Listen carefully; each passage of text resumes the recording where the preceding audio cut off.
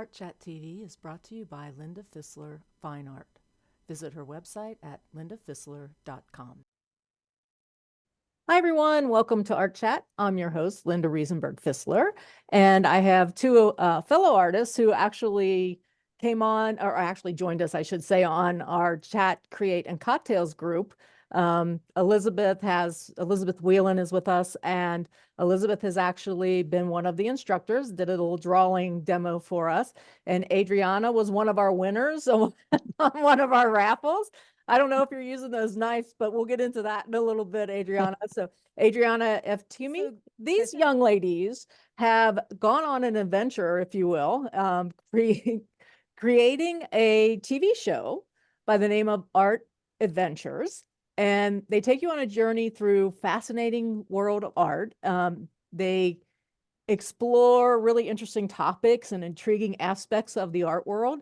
They do this on a local community TV station out on Martha's Vineyard, and I think the call letters are MVTV. And you can also watch these, I think, on YouTube. It's certainly off of the MVTV website as well. They have some really interesting episode titles coming up as well, which we'll get into. And I'm really kind of anxious to hear how you ladies research some of this. Anyway, we go from thefts and forgeries to secret codes to hidden meetings. I mean, this is really, really good stuff. And I'm really looking forward to watching these while I'm recuperating from my knee surgery. That's a great idea. Yeah. Keep me in the art flow, So, and the knee surgery is coming up on June 3rd. So there's going to be a little break in the art chats. And I'll talk a little bit about more of that in a separate address that I'll send out. But welcome, Elizabeth. Welcome, Adriana.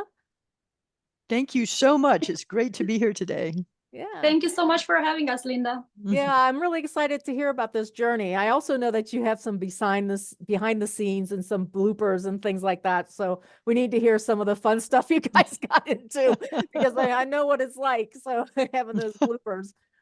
Yeah. So how did you get started with this? I mean, did you, Adriana, you don't live in Martha's Vineyard, right? So who? So I used to live on Martha's Vineyard up until last year when I moved to Florida.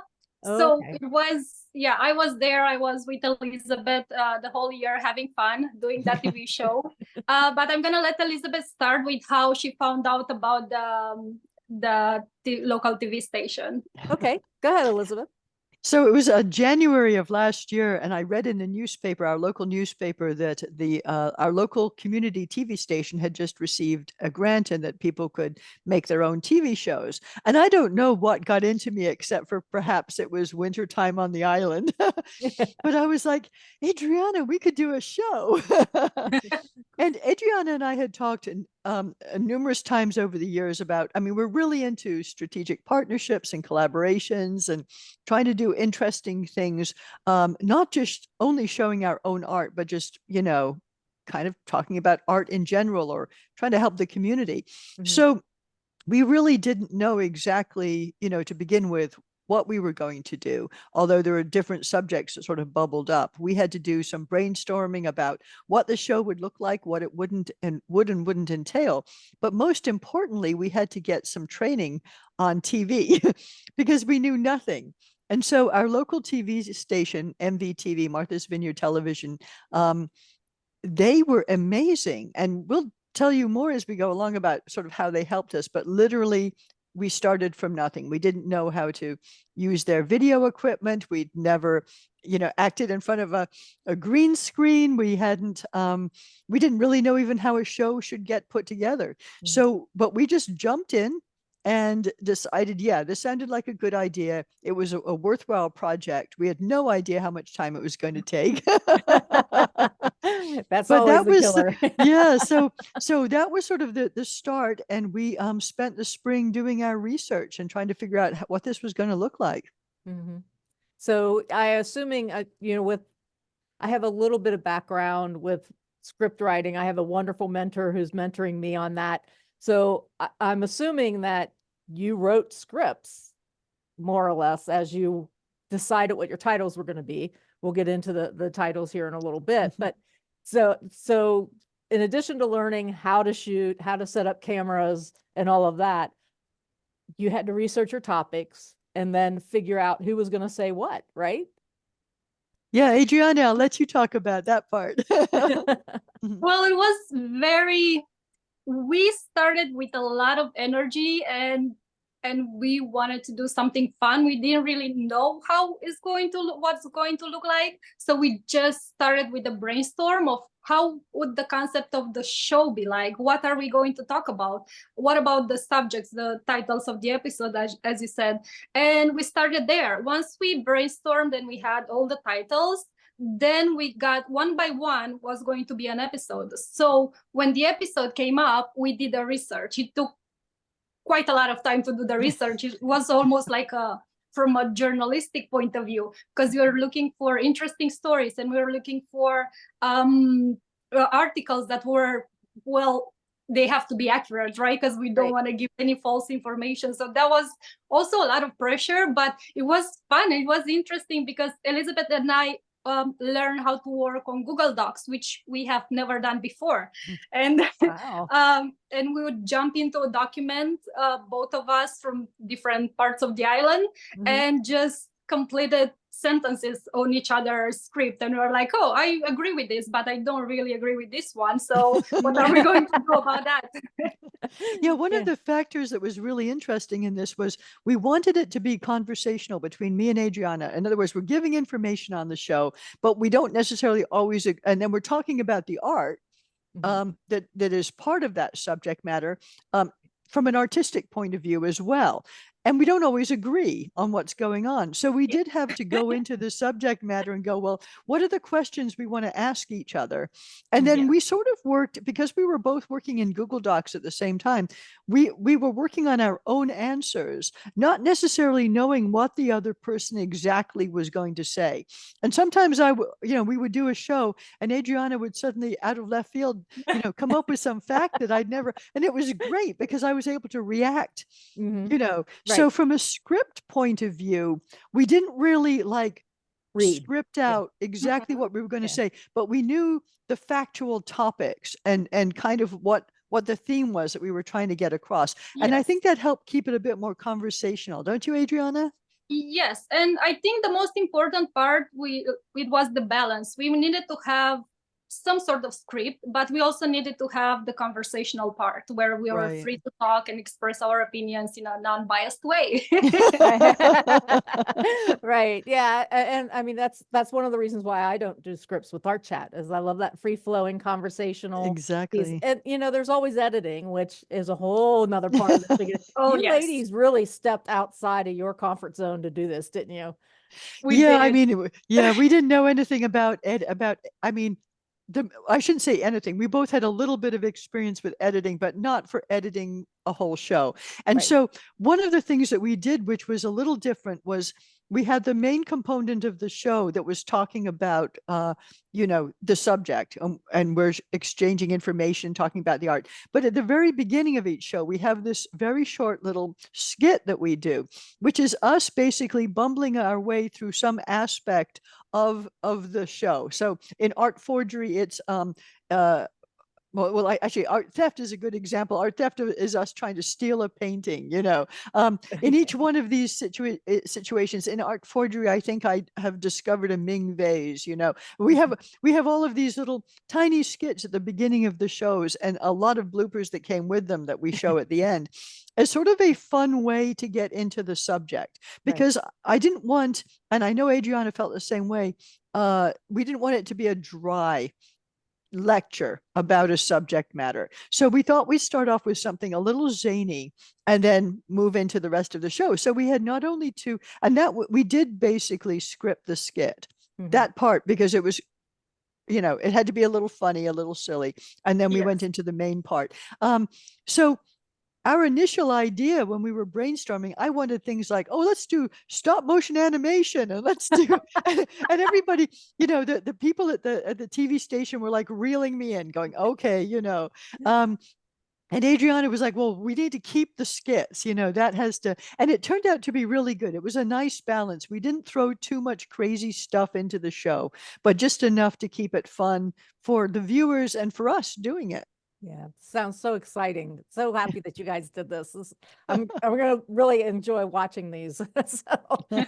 Yeah, so let's talk a little bit about the shows. Let me go through the list of, I think you have 6 that have been public or released, however you want to say. Yep. Okay, so and those are art forgery, art theft, artificial intelligence, secret codes and symbols, and auction houses. Is that right? Those are the 6? Is there one more? One more, the value of art. Value of art. Yeah. Okay, so let's start with art forgery. What did you discover? And was there anything like, oh wow, I never knew that before? Or did you know from the back of your mind that you wanted to cover something and just went from there? Whichever I feel like in most of the episodes when we did the research, we were like, wow, I never even thought about that. Exactly. That's such a brand new aspect, because as I said earlier, we came from a journalistic point of view to do the research, although we are artists and we'll always have that opinion. But when you come and do the research from another point of view, you're like, oh wow, this is so much larger than I expected, and there are so many things behind the curtain that I would never know about this if I didn't do the research.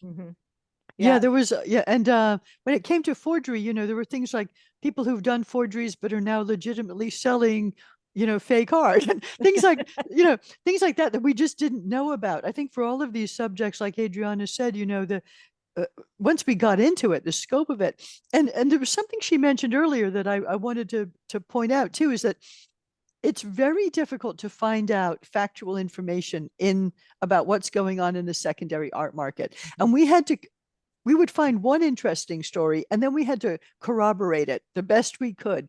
And sometimes all the numbers didn't match, about, for example, what an item sold for, and we couldn't, in some cases, use copyrighted artwork to put on the show. And so sometimes we had to pick a different story where we could use that artwork. So we had all of these other factors that would play into it. But I learned so much doing the research, and that was part of the fun of it. And then sharing it, of course, with the audience.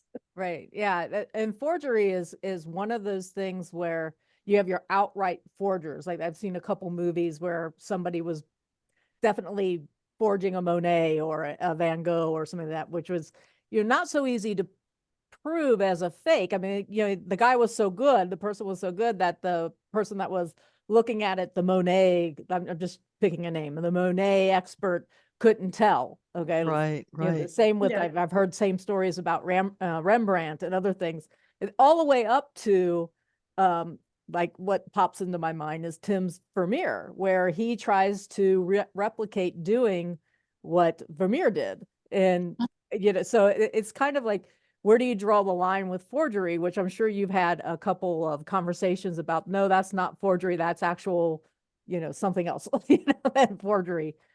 Any particular topic or particular artist that did you choose for that art forgery episode? Adriana, do you want to? Yes, I want to jump in and say that a fun fact that we came across when doing the show was that about 40%, allegedly, about 40% of the artwork in museums and institutions are forgeries.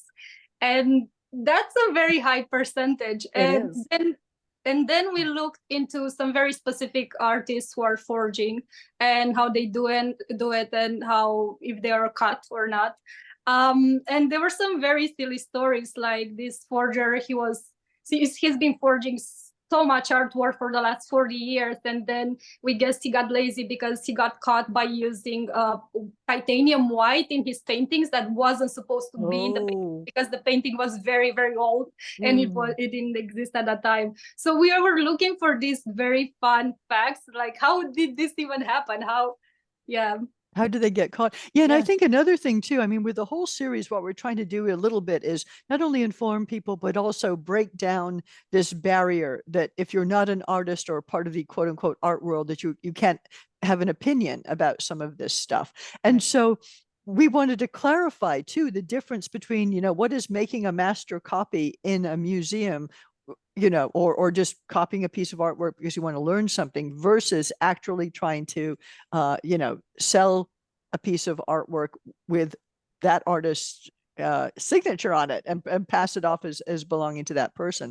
So a lot of the different artists that we hit on in that show, we're trying to make that particular point about, they veered into criminality. Right. And we don't Versus do learning. not want the general public to do that. Here's the difference between the two. Right, exactly. And I mean, who of us have not made a copy of a master artist's work to learn Right. from it? Definitely to learn from it, Exactly. and never let it go outside our, studio walls, if you will. I there's there's a lot of interesting ground in that whole area.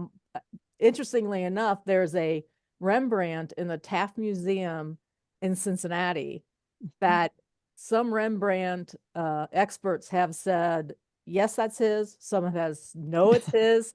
The fight evidently is still going on. It's not signed. I don't believe it's signed. So that's where a lot of the, because Rembrandt would not sign a work, my understanding, would not sign a work unless he actually painted it. Like his students could have painted it in the same style as he, because they're learning from him. But not, Rembrandt could have come up, touched a few, made a few changes or whatever, but he didn't sign the work. So there's that constant, it's that, is it a forgery? No. Is it a student's work? Maybe. That kind of conversation that goes on. And it's really kind of interesting too, to figure out how a person becomes an expert of that particular past master artist. Right. There's that whole learning episode that has to go into, or years of study that has to go into that. So absolutely. Yeah. So then we go into art theft. That one had to be fun.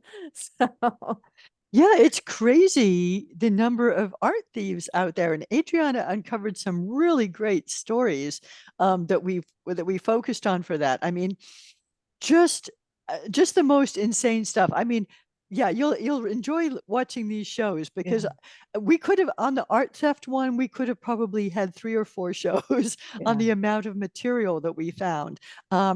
There's a particular sort of person that seems to be very, we found different profiles for art thieves, but there are some that have been so prolific that you could put a whole show together just talking about one of them and all the things that they got up to. Right. But we found as we were researching these that there were some really interesting stories.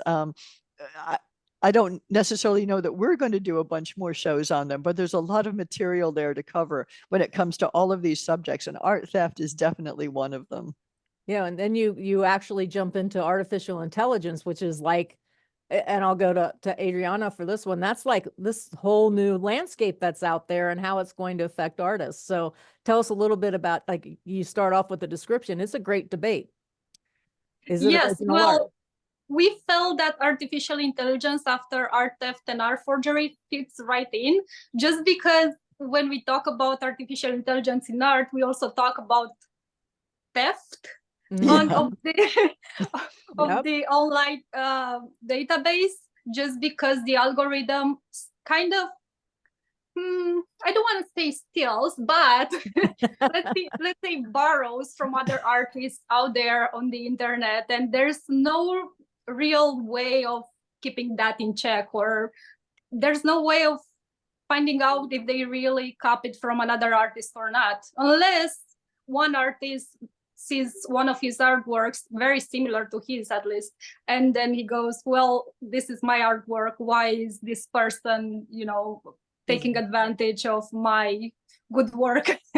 Yeah, and it just takes it to this whole nother level, right? I mean, we all know about the workshops that are the labor shops, I guess you could say, out there, mostly in China. I didn't say that right, but how they copy, they find a work of art on the internet, and then they use that, mass produce it, and the person out of luck, unfortunately, are us artists. And it's so this just, the AIs can take that to a whole new level. I mean, and the amount of money one could spend trying to fight that. You know, I don't think we all make that kind of money. So there's another artist on the island. He's a really well-known illustrator, and a database was published. I don't know which company it was, which AI company, but he was on a list of artists whose work had been used to create the database that they used for their AI. And I don't know what he's going to do about it. I don't know if there is anything that he can do.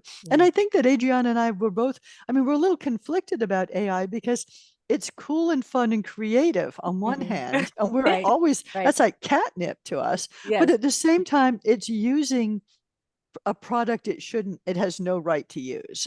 You know, if an artist says, hey, yeah, go ahead and use my stuff for AI, that's one thing. There have been musicians that have given permission to companies to use their voice for AI or to do whatever. But if you haven't done that, then, you know, that's quite another issue. So we actually found a number of different situations and cases, and talk about, you know, the different viewpoints of artificial intelligence and art. Yeah. Yes. Sorry, go ahead. Oh, I was just going to say, and another version of that as well is writing, pulling directly from novels and things like that. Go ahead, Adriana. Yeah, I was going to say that we also touched on the subject if the artwork of AI is original, or if it's legal. So that was an interesting debate to have with Elizabeth. Yeah, that was one of the fun things about this series, is because we didn't always know what the other person was going to say, and we don't always agree on things. And I think it's important for people to see that there isn't one big viewpoint. You know, I want to know what she's laughing about. I want to say this. I want to say that, yes, we disagreed in front of the cameras, but we also kept it very nice. We did. But after we stopped filming for the day, Elizabeth and I went into some very deep conversations, and those were so fun because they were the ones with no filter. So yeah, you know, if the camera had been rolling for another hour or so, what we found is that we would present the information, and it got us thinking about things that we hadn't even touched on. I really feel like I know the art market a lot better and the art world a lot better since doing this, and also not just from looking at it from my viewpoint, but hearing what Adriana has to say about it as well. So yeah, so those deep conversations will stay between the two of you, and I think it's great to get two different sides of a story. I mean, how boring would it have been if you just agreed with everything? Like if you were in agreement. Very boring. yeah. I mean, it's so, and then you've got Elizabeth and I are around the same age, I think. So, you know, and then Adriana comes in with a younger, fresher view on things. So even that, you know, how we see the market versus how Adriana sees the market, totally two different things, right? Yeah. So I would totally expect that there would be some differences of opinion, and glad that you kept it nice. Well, we knew we got along already, and actually Adriana turned out to be a perfect person to do this with. I realized halfway through that, you know, if you had the wrong partner for a project like this, you know, it could really, there was a lot more work to it than I had ever imagined. Things could go down very fast if we had different partners. Yeah. So, you know, I think we're both business women. We're both able to sort of keep our, you know, be able to express ourselves, but not let it get personal. And I think that was key. But also, these subjects are fun to talk about, and we wanted to encourage other people to feel like it was accessible to them to have a conversation, and that there are a lot of things that we all don't know about what's actually going on out there in the art market. Yeah. So I'm going to kind of, I want you to talk about secret codes and symbols, because when I read that and a little bit of the description, my mind went immediately to the Dan Brown series with the Da Vinci Code and all the different things like that, and how he was using the Da Vinci paintings and everything in there. So did you touch on that, or did you find some more really interesting places where the secret codes and symbols are showing up? Yeah, we didn't really get into Dan. So on purpose, I think Adriana is the same way, but I tried to stay away from the the kind of literary conspiracy sort of thing. Not that Dan Brown, Dan Brown's work is fine, right. but we really tried to concentrate on what was already known out there. So the Voynich manuscript, for example, that kind of thing. So and it's also kind of interesting because Adriana says in the show herself that with secret codes you don't know about them because they're secret. so we talked about how you could incorporate secret codes and those ones that are known, but it was just a very interesting subject to go through. Okay. Yeah, that would be interesting. So let's I guess the other thing that I know I'm staying with the 6 that you Sure. have already published, but the auction houses, how do they make their money? And where do these sky high prices come from? And let's talk about the investigation with that, because as an artist, you got to be really careful what you say here, right? Adriana, I'll let you take that one. Yes, thank you, Elizabeth. This one was a very sensitive subject. And I think both Elizabeth and I changed the way we thought about auction houses after we've done the research. I would just say this, that there are some subjects out there that maybe your opinion is not biased in the beginning, but after you're doing the research and you understand what really is going on, then maybe you would change your opinion. Well, it can get worse or better, depends. But yeah, auction houses is a very, very touchy subject, just as money laundering. So I think some of the titles of the show were a little bit heavier than others. And again, we try to keep it balanced. We wanted fun subject, but also spicy ones. Yeah. And with the auction houses, we go a lot into how they actually do it, like how they make their money, because I didn't know a lot about that. And before we started, so I figured out a lot of our audience didn't know. And yeah, I've got some really strong opinions based on, as Adriana said, once I started reading about this, I was like, what the heck? And we realized, so earlier this morning, Adriana and I were talking on the phone, and I was saying that one thing that kept coming up through all of these shows, which we hadn't planned before we started, but we kept realizing how unregulated the art market is. Not the primary market, us artists selling our work, but what happens to that artwork when it gets out there. And auction houses, as Adriana said, we've got an upcoming show on money laundering, the art theft, the forgery, all of these things happen to these paintings that we produce that are completely beyond our control, and many of them are outright criminal. So, auction houses, we want to give them the benefit of the doubt, but there are also things that they have done that aren't right, and we pointed those out. Good for you. Yay. There's another gentleman that lives out on Cape Cod that you probably know, Joe McGurl. He has a very strong opinion about auction houses and how, let's just say, certain auction houses do their work. Let's just put it that way. So that was kind of a really interesting, I guess he kind of shocked me when we were out talking. We were just sitting over a drink talking, and he just let go. And I was just like, okay, now I want to know what he said. I have to listen to our chat. we'll have to look that one up. yeah. So I mean, it was an interesting conversation, and we did bring it up on our chat. It's probably a couple years old, so who knows how much better or worse it's gotten since that conversation. But like I said, I was looking over my shoulder going, is the guy from Sotheby's here? Where what's going on? Well, I've got to tell you, Linda, so during the course of the summer, we actually had somebody from Phillips come over to the island to talk to people about how you go about deciding what your art is worth, because of course they were soliciting people to present work that they would sell in auction. And I actually stood up and asked a question about, well, what if I find out that I have this particular artist's work, how do I get the same kind of treatment as some of these other works that we have seen you guys do big marketing campaigns for, and therefore get millions of dollars. And I cited a particular painting that we talk about in the show, and the guy's just grinning at me. Go away. Because he knows, yeah, he's like, oh my God, there's always one of you. Well, you could see it on, and they skated around it really, they did a good job of skating around. But it was funny because other people who were sitting there with us, in the audience, they're like, oh, that's interesting subject matter. So it goes to show, there's I think it's good to understand these subjects well enough to be able to get into discussions with the actual people who are involved in that business and hold them to account.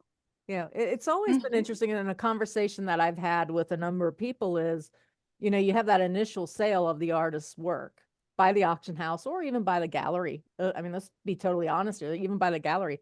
And then that person turns around and sells it through an auction house or a gallery.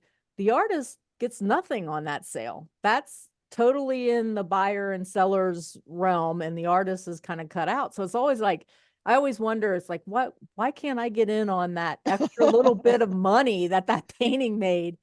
So there's been a number of conversations that I've had where, they're talking about now putting like a UPC code or some kind of, what's the other one that you can hold your phone up? Oh, like QR code. QR. Yeah. So, or putting a QR code on the back of it. And if you look at Artwork Archive, they can generate, that's a software that you can put all of your artwork in, and you can generate QR codes for that artwork and put that on the back. So you can constantly have it being sent back to you, the information on that particular one being, sent back to you in the future. So, and I do really believe that as artists and writers that, there is a portion of that resale that I think the artist should get.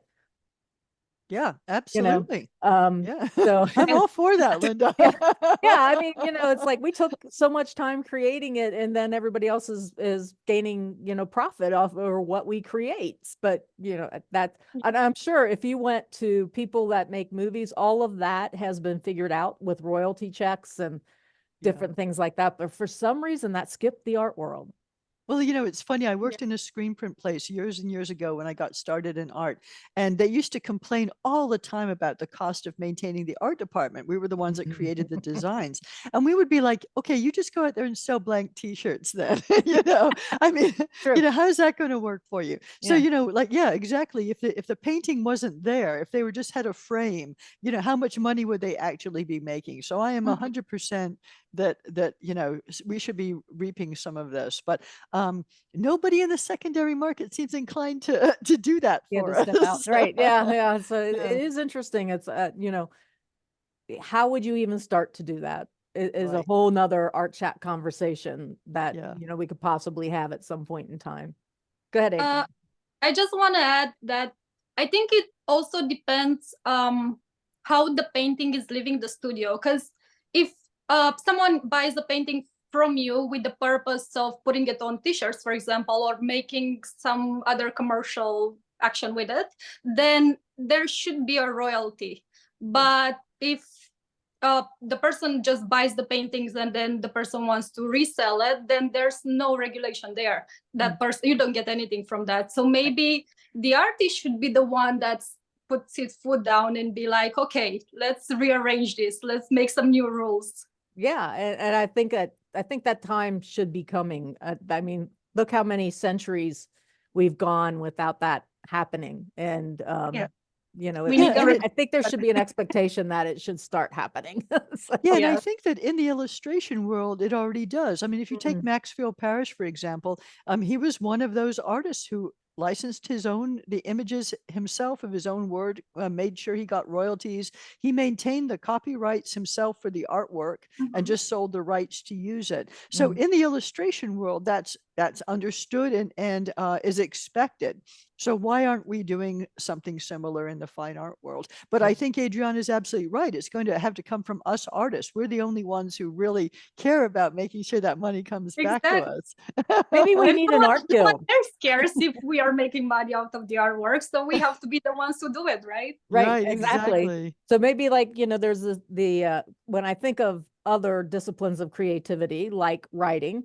There are the Writers Guild East and the Writers Guild West, and you register your screenplays and your movie scripts and all of that with that particular guild, whether it's East Coast or West Coast, and they can't touch that unless they pay those royalties to the writer of that particular script. Oh, that's interesting. Yeah, so there's this whole, there's definitely models that could be used if somebody wants to.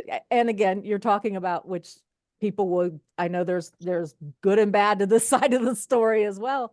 Is the guild actually acts as a union?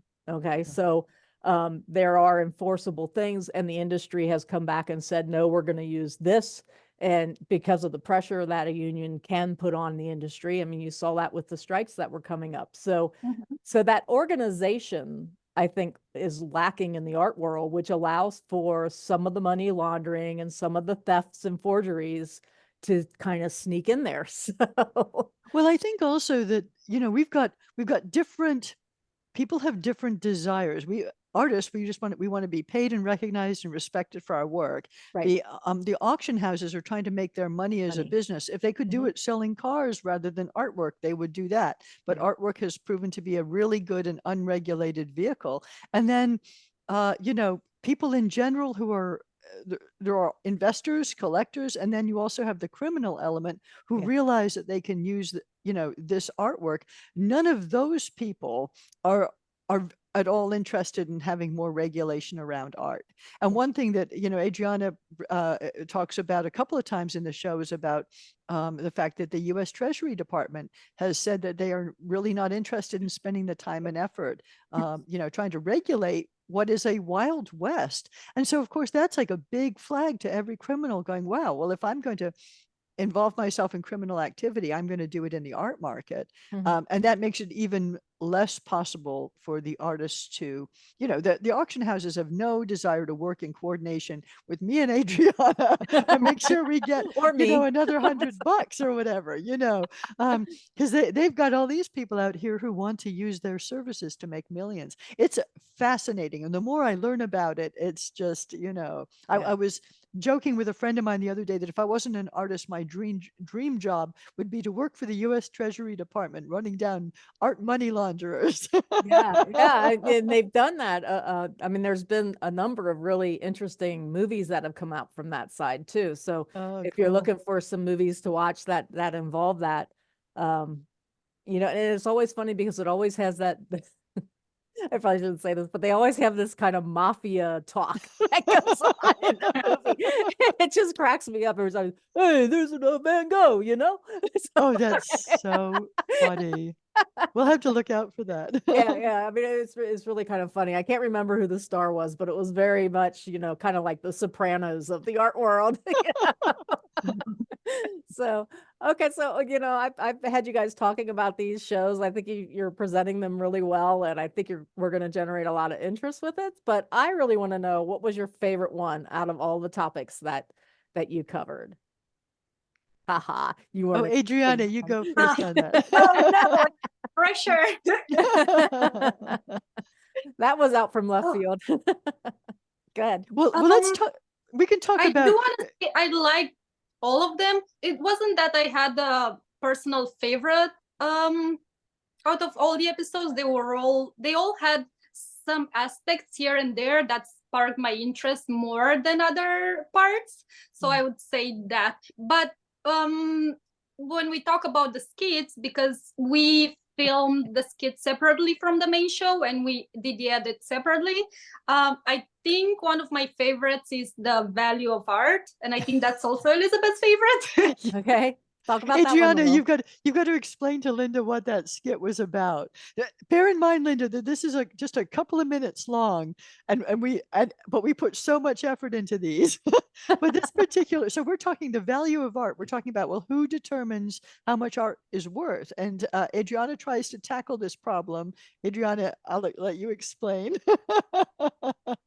So the skit is about me doing a very silly thing because I want the value of my art to go up. Then I decide that I must fake my own death and by jumping off a cliff and streaming it on social media. Yeah. And Elizabeth just comes towards me and discovers that I do this crazy thing. But towards the end, I fell off the cliff and I get into the water and I don't know how to swim. So Elizabeth, you want me to save you or call the media first? What we did with each one of these skits was we took it just sort of a moment, a crescendo, and then the screen goes black and we just, you know, say a line or two, you know, about it's a lot better than I explained. But what was really funny about, what was great about this one skit was not only, I mean, it was cute and everything, but we also, from a cinematography point of view, it was a misty day. We're down on a cliff down in Martha's Vineyard. I mean, it was everything you could want in a set. All of the other skits we basically did in different parts of my house, creating like little scenes that where we could act. We had different costumes and that kind of thing. And this one went off particularly well from a design point of view, as well as from an acting. But yeah, you do have to watch it because it's very difficult for us to sort of explain what we were trying to do. And I feel like this one, sorry Elizabeth, I feel like this one also had the most problems. We run into so many problems that day that, well, we didn't have any experience, but we did our best. So Elizabeth forgot the card. The SD cards. The SD card. Yeah. So we didn't have any card with us. Then what was it? Everything I didn't have shoes because I couldn't do that with shoes. So everything was just pointing at my feet, and I was like, Elizabeth, I cannot do this. I cannot do this. And then my audio that I had attached to me didn't work, you know, which we didn't find out till we were back in this, after we filmed. Yes, but we made it all go together anyway. Yeah, you could have done like a little film noir thing, you know. I think with all of these, what was fun was trying to figure out what that bungling aspect would be. So with Value of Art, it was Adriana trying to fake her death to increase her prices. You know, with art theft, it was us actually trying to steal an artwork, but Adriana ends up slicing it by mistake.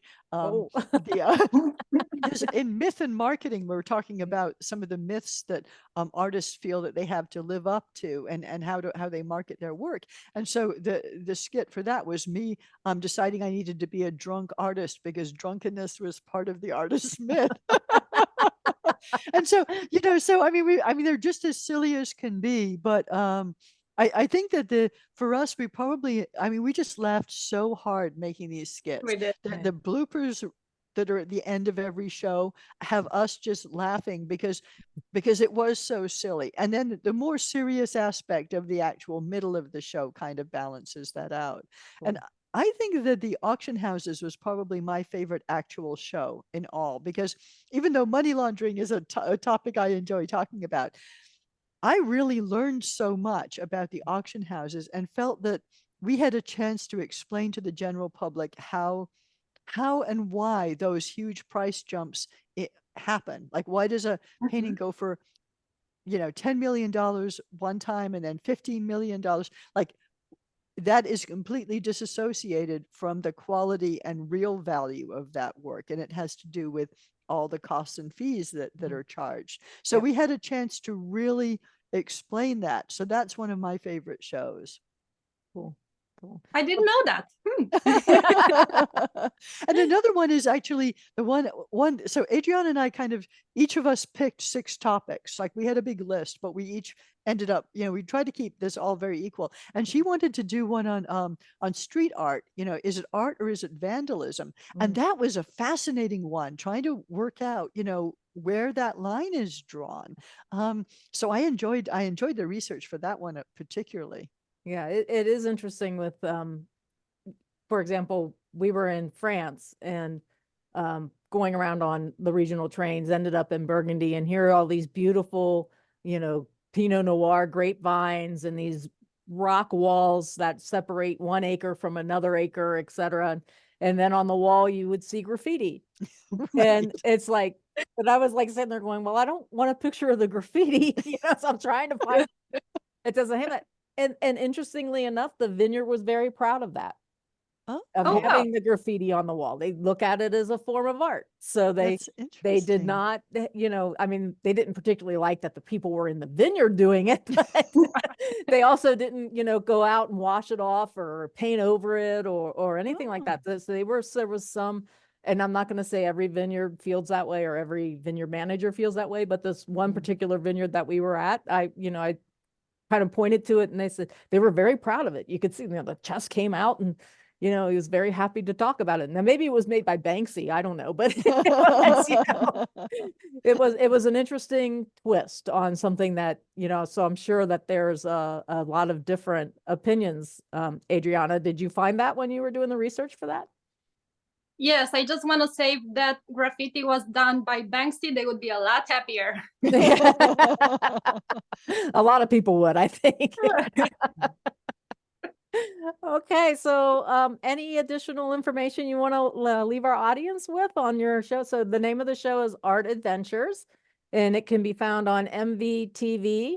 There are links on Elizabeth and Adriana's website, I'm sure. Anywhere, any other information you want to talk about here, ladies?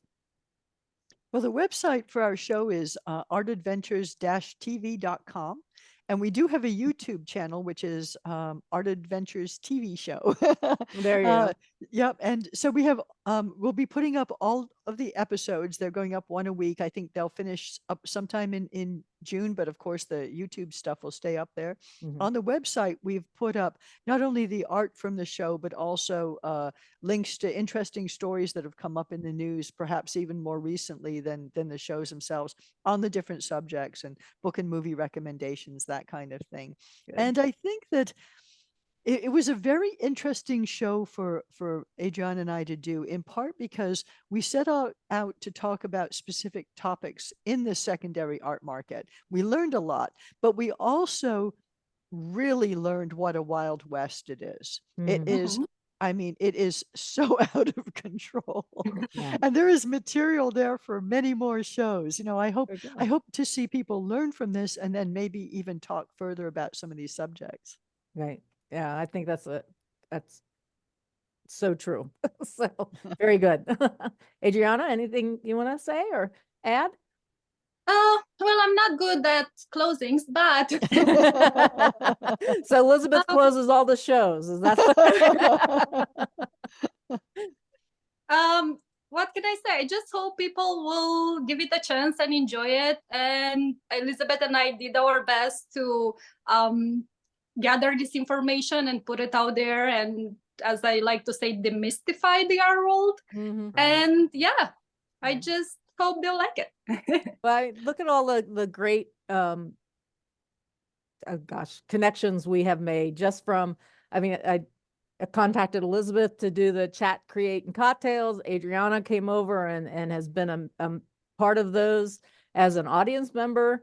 And like I said, she won one of the raffles, and it's like, I mean, just look at the different things that our community can build, and just, help us build upon those positive things and just make us feel really good about the work that we've done, and the things that you have done here with Art Adventures. I think is going to be really fantastic. Who knows, you guys might become the next Bob Ross, on the PBS stations, right?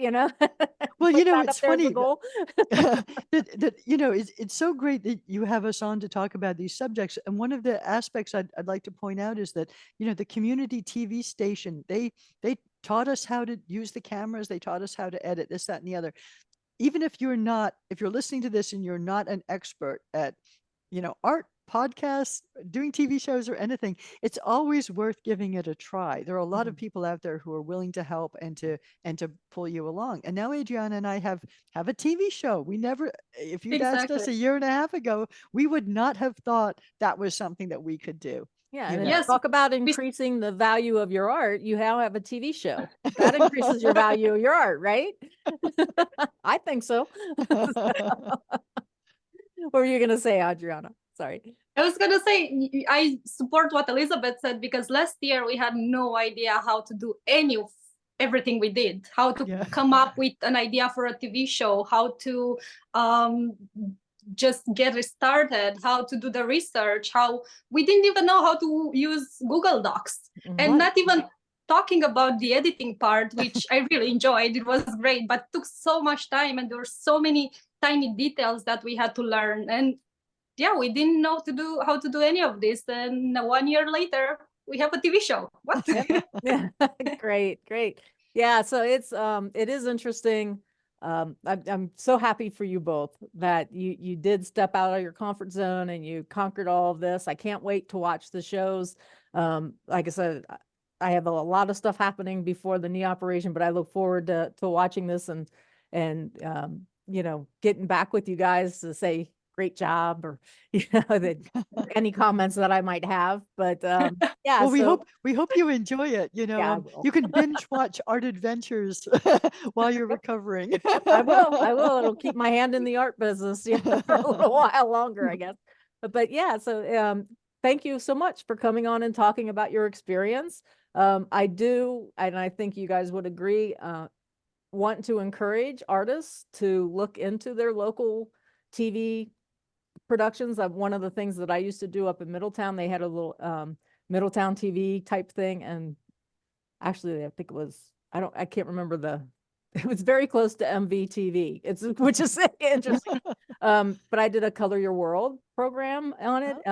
I didn't have to learn how to use the camera. We had a wonderful person that acted as producer and camera person and editor and all of that. So all of that was taken down and taken under his belt. So it was really, all I had to do was create the show. That's great. Yeah. So all of the small little cities and things out there are always looking, public access is always looking for things to do. And I'm glad you guys had such a great positive experience with that. So hopefully season 2, right? Yeah, exactly. And if you worry that perhaps you're not an expert on something, Adriana and I weren't experts on these subjects before we started either, and there's still more to learn. But you're always going to know more than somebody else, and you can do research just like we did. So artists out there, if you've got opinions about things and you want to state them, definitely look into every single creative way to get your voice out there.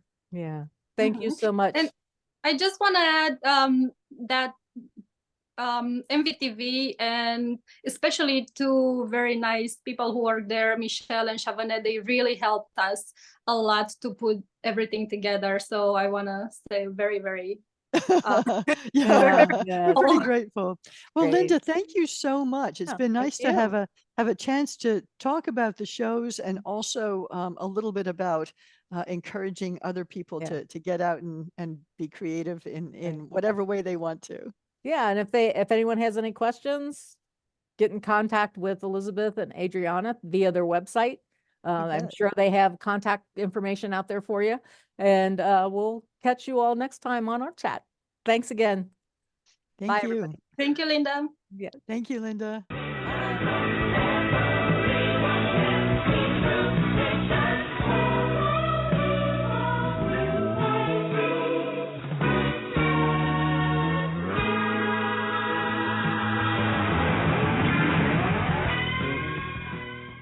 Art Chat TV is brought to you by Linda Fisler Fine Art. Visit her website at lindafisler.com.